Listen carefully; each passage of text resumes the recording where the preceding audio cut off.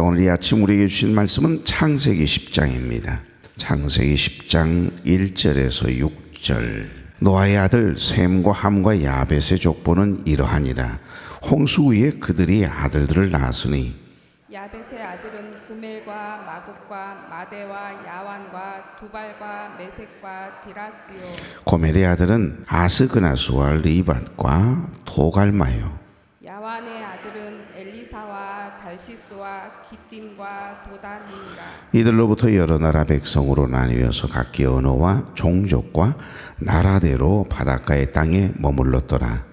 함의 아들은 구스와 미스라임과 북과 가나안이요. 아멘. 자, 오늘 인사 나누죠. 좋은 아침입니다. 네, 참 좋은 아침이네요. 이 아침 저 시간 하나님께 드리기 위해서 걸어가는 발걸음을 되신 여러분, 또 가정에서 유튜브를 통해 함께 예배에 참여하고 있는 우리 교회 여러분, 주의 이름으로 축복합니다. 우리가 창세기 1장부터 계속해서 지금 강해를 해오고 있습니다. 67번째. 창세기는 구약 전체 역사의 절반이라고 하는 역사의 흐름을 가지고 있습니다. 특별히 이 창세기 안에는 2300년의 역사의 흐름이 담겨 있고요.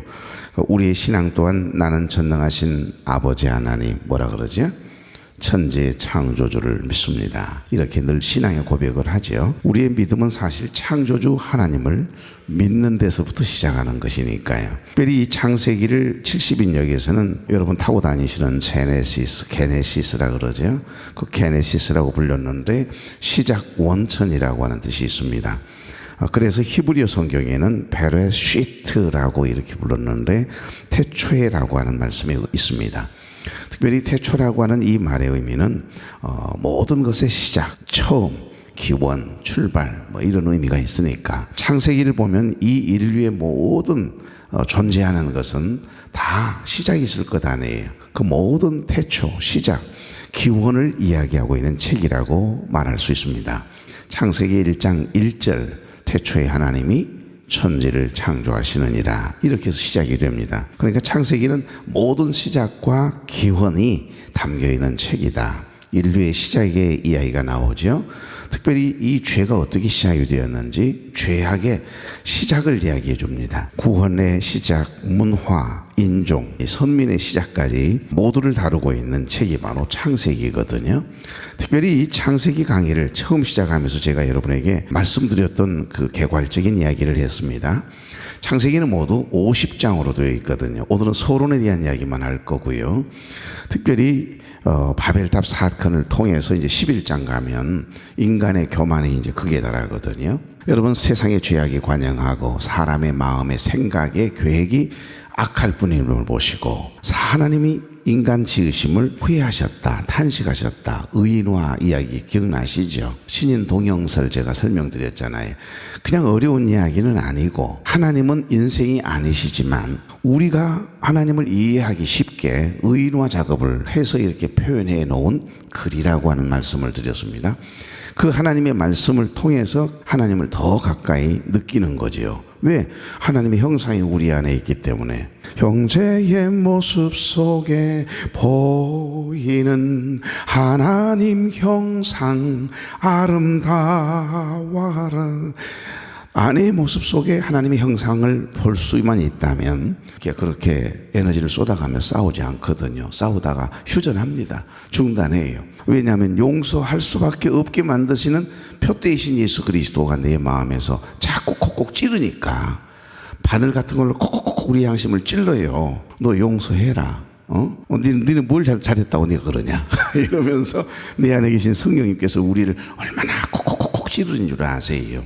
내가 거룩한 두려움이 없고 하나님을 두려워하는 마음이 없으면 여러분 찔림도 경험하지 못하거든요. 처음에는 물건 하나 살짝 이거 만졌는데도 양심의 가책을 느끼던 사람이 시간이 지나가고 나면요, 도벽이 있는 사람들은요 그 남의 집에 있는 것이 자기 것이라고 생각한대요.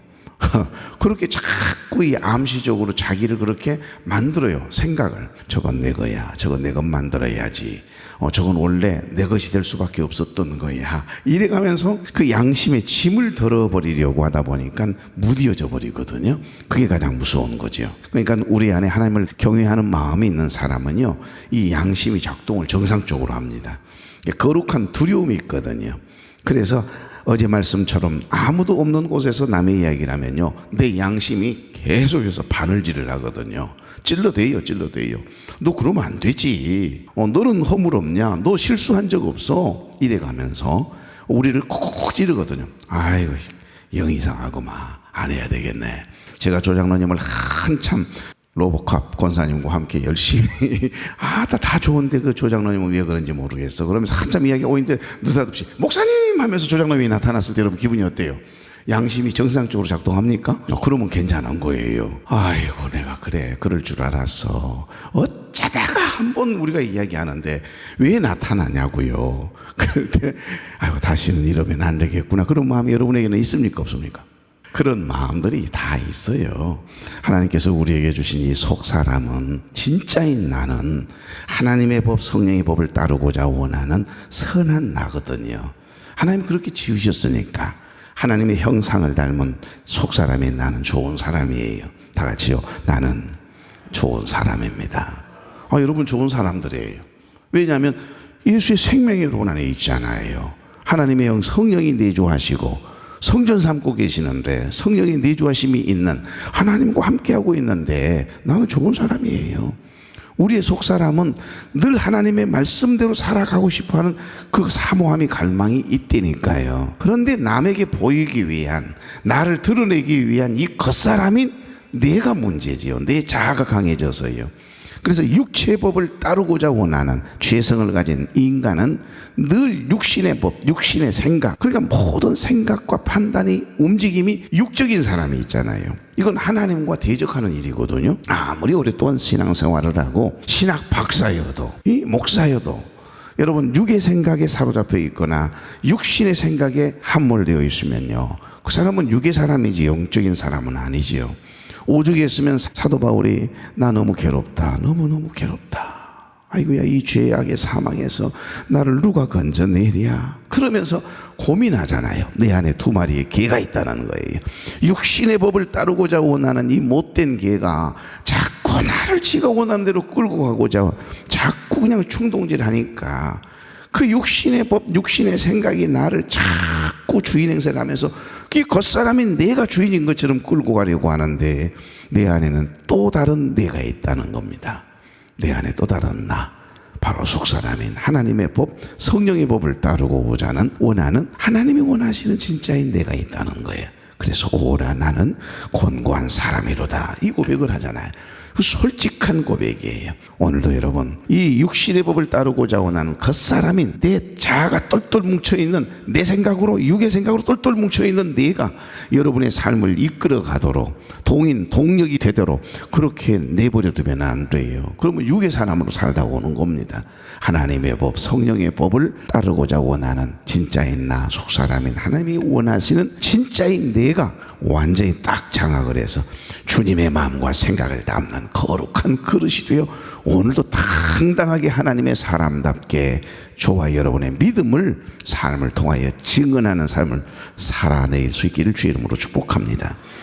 여러분 창세기 강의를 처음 시작하면서 말씀드렸던 것처럼 창세기는 창조시대와 족장시대 이야기라고 하는 말씀을 드렸는데 기억이 나실는지 모르겠어요. 창세기는 다 50장으로 되어 있거든요. 그래서 1장부터 11장까지를 인류의 일반 역사라고 이야기합니다. 그게 창조시대 이야기예요.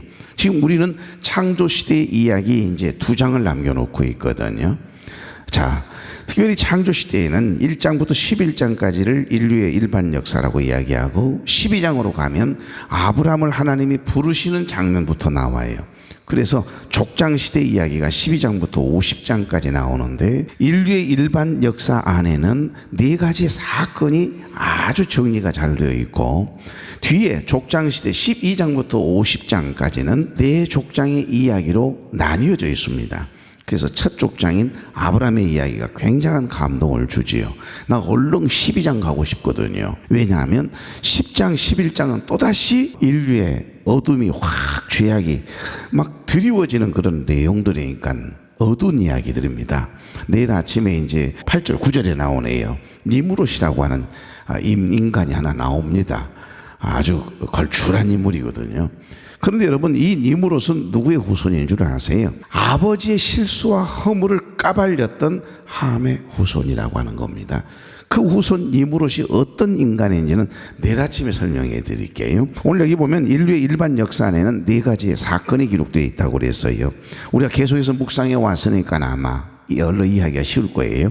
창세기 1장과 2장이 첫 번째 사건인데 창조 이야기에 대한 내용이 나옵니다. 그 1장과 2장을 읽어보시면 딱 한마디로 요약하면 인간을 창조하시고 하나님의 마음이 심히 좋았더라, 이게 결론이에요. 1장, 2장 안에는 하나님의 창조하신 아름다운 내용들이 너무너무 감동적인 이야기들이 기록이 되어 있거든요. 그런데 에게 얼마 가지 않아서 벌써 무너져요. 아담이 죄를 짓고 난 다음부터 이 죄가 이 인류의 이 세상에 들어오면서부터 타락에 대한 이야기가 이제 3장부터 5장까지 두 번째 사건의 이야기입니다. 뱀의 유혹과 인간의 타락에 대한 이야기입니다. 자, 첫 번째 창조하신 하나님께서 심히 좋았더라 그랬어요. 우리 인간을 창조하시고 나서 더 좋아하셨거든요. 그런데 그 하나님께서 그 좋아하심이 얼마 가지도 않아가 인간이 범죄함으로 인하여 선악과를 따먹음으로 인하여 결국 뱀의 유혹과 인간의 타락의 이야기로 하나님의 마음을 아프게 하는 인간의 모습에 대한 이야기가 창세기 3장부터 5장까지 나옵니다. 그러다가 말고 창세기 6장 가면 8절에 보면 뭐라고 나오죠? 그러나 노아는 하나님께 은혜를 입었더라. 세상이 아무리 죄악에 관영하고 사람들의 마음의 생각의 계획이 악하지만은 노아는 달랐다는 이야기를 하지요.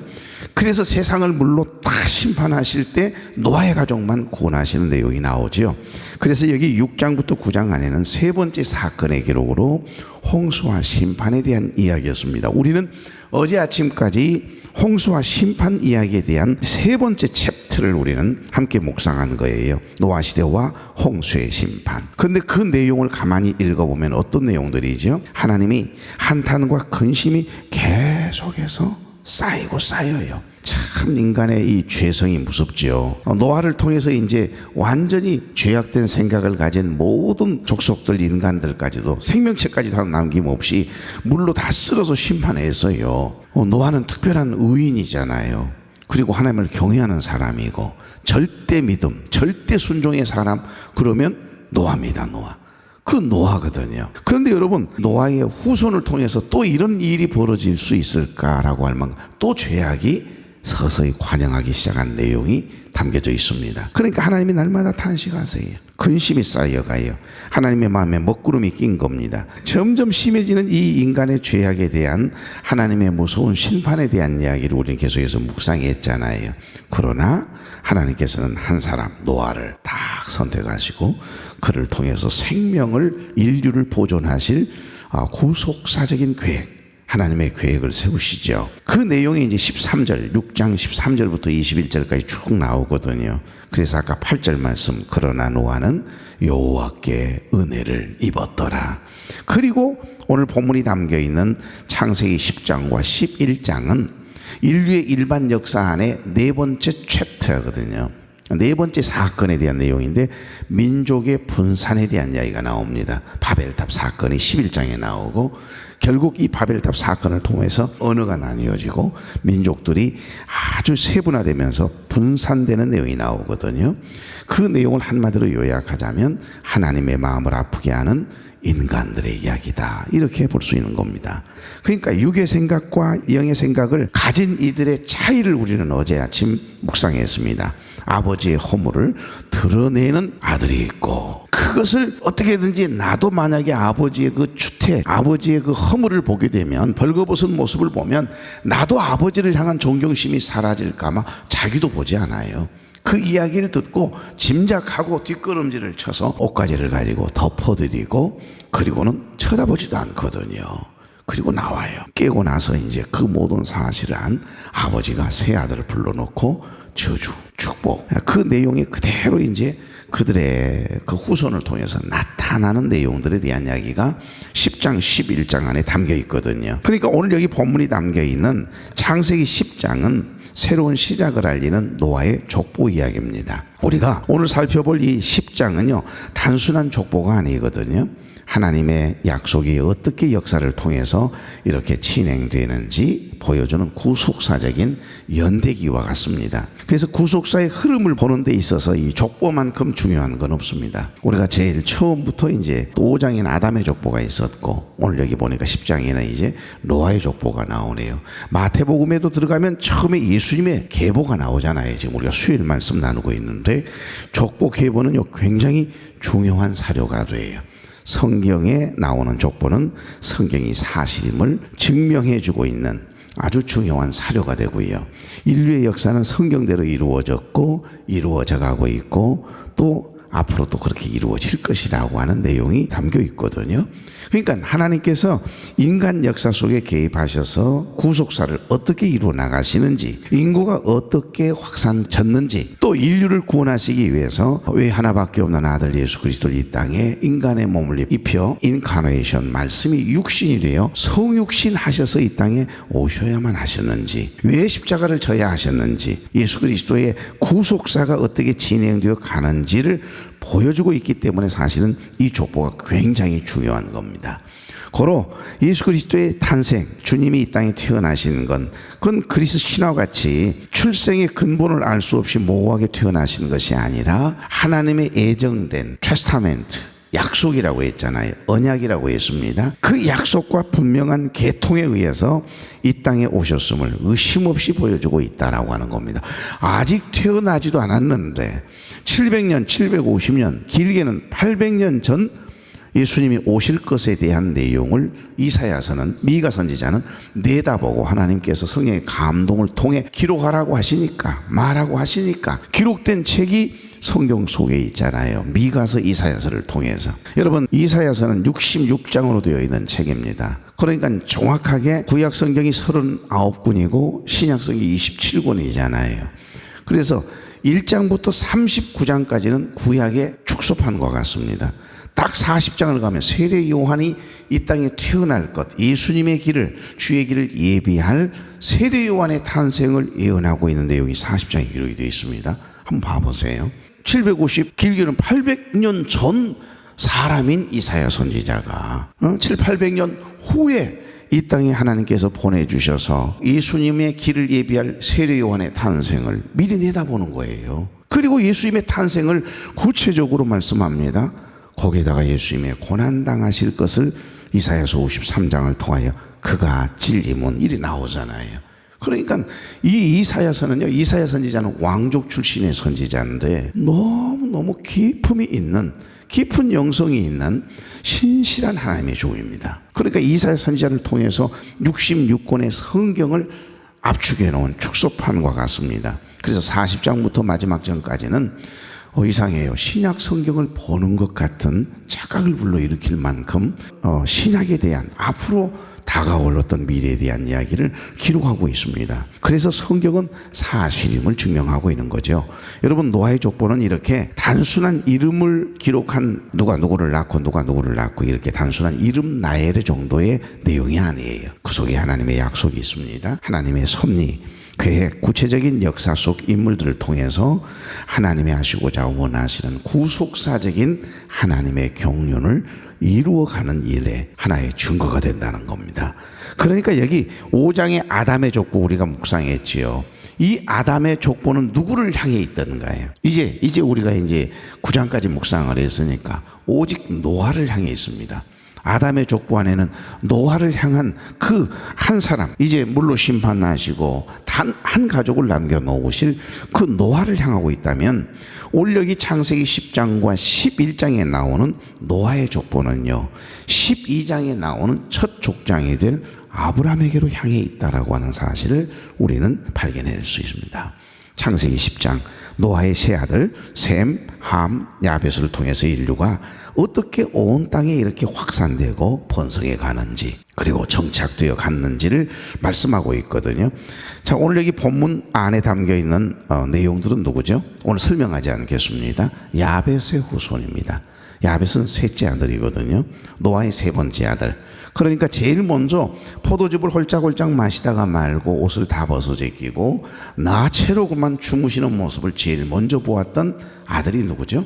둘째 아들 함이거든요. 그 함이 그걸 보고 나서 막 까발리잖아요. 막 뛰어가서 열심히 대단하거든요. 남을 비판하고 부정적인 생각을 갖고 험담하는 사람은요 열정이 대단합니다. 다른 곳에 에너지를 쏟으시면 그런 분들은 성공할 거예요. 가만히 있질 않거든요. 그러니까 원래 그 함에 다 그런 사람이에요. 그 함의 후손은요 열심히 대단해요.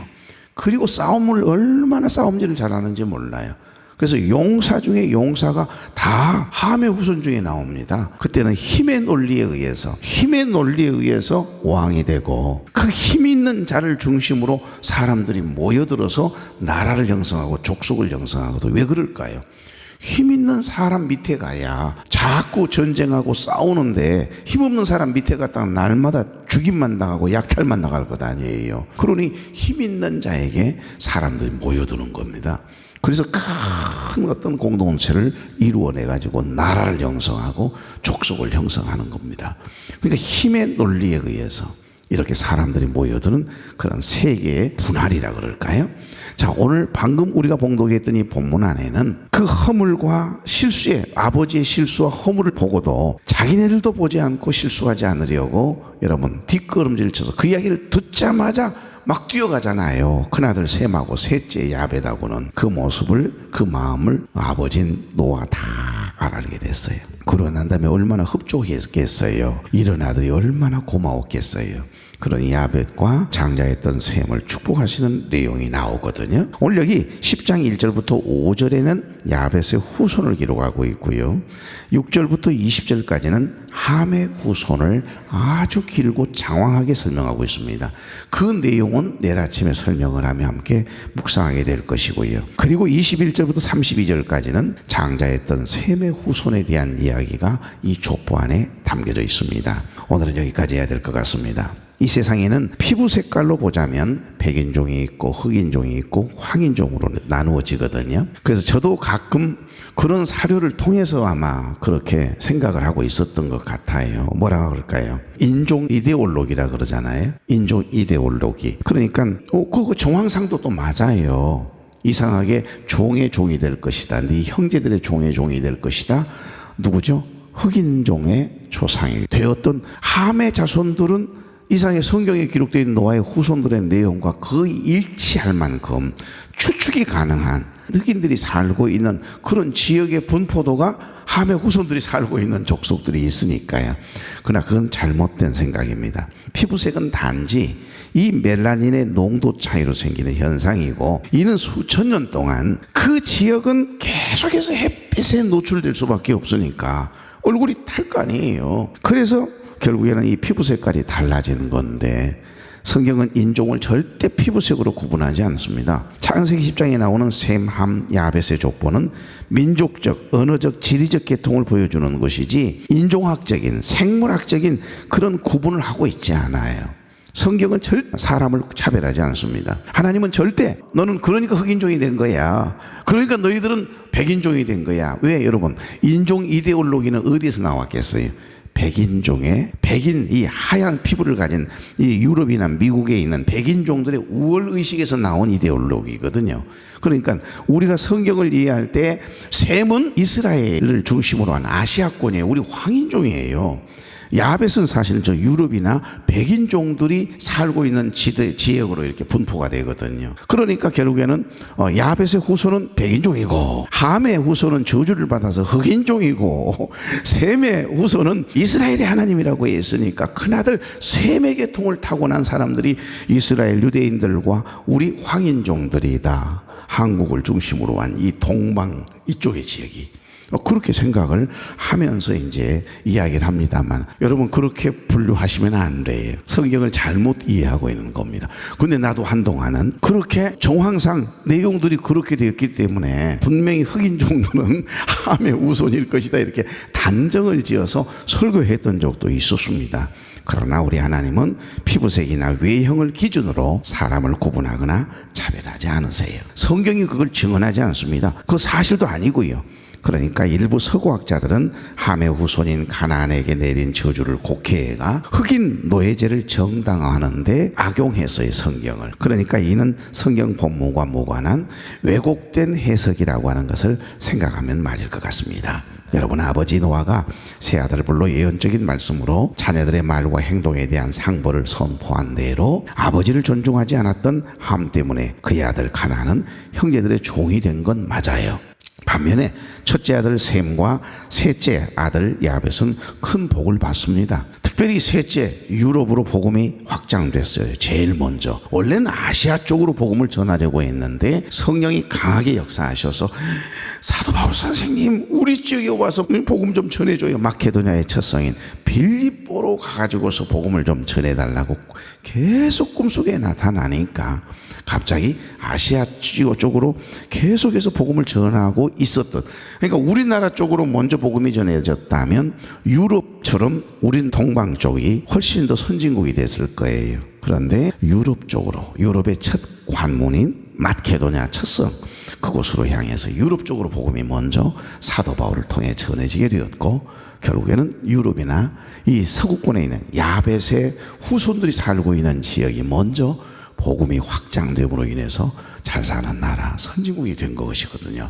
그것이 여러분 아버지 이 노아가 야벳과 셈을 축복하신 그대로 이루어지는 거예요. 그러니까 아버지를 통해서 선포되어지는 그 하나님의 약속, 하나님의 축복이 그대로 이루어졌다라고 하는 사실만 오늘 아침에 생각하면 될 것 같습니다. 사람과의 관계에 있어서도 가장 첫째 되는 삶의 원리가 바로 부모를 공경하는 거다. 부모를 함부로 대하는 거 절대 복 있는 삶이 아니다.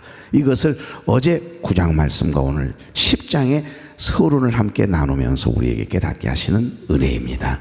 말씀을 맺습니다. 우리도 믿음의 계보 안에 있는 사람들이라는 거, 그래서 우리의 가정이, 우리의 삶이 믿음의 계보를 잇는 은혜 통로, 축복의 통로가 되어질 수 있기를 소망하며 기도하며 그렇게 믿음의 발걸음을 떼시면 되는 거지요. 그러면 하나님이 친히 저와 여러분과 동행해 주시고 은혜로 채워주실 줄로 믿습니다. 좋으신 하나님, 족보 속에서도 말씀을 이루시고 구속사를 이루어 가신 하나님의 신실하심을 찬양합니다. 우리의 이름도 하나님의 책에 기록되게 하시고 우리의 가정이 믿음의 계보를 잇는 복된 족속이 되게 하옵소서. 우리 교회가 복 있는 교회입니다. 우리 교회를 통해서, 우리 교우들을 통해서 만나는 모든 사람들이 하나님의 놀라운 은혜를 경험하게 하시고, 또한 우리가 받은 은혜와 복을 우리 자손들에게, 이웃들에게 흘려보냄이 있는 복 있는 교회 공동체 되도록 우리 교회를 써주시옵소서. 부모를 공경하고 말씀을 따라 살아가는 하나님이 원하시는 하나님 믿음의 사람들로 살아가도록 오늘 이 하루도 붙잡아 주옵소서. 예수님의 이름으로 축복하며 기도하옵나이다. 아멘.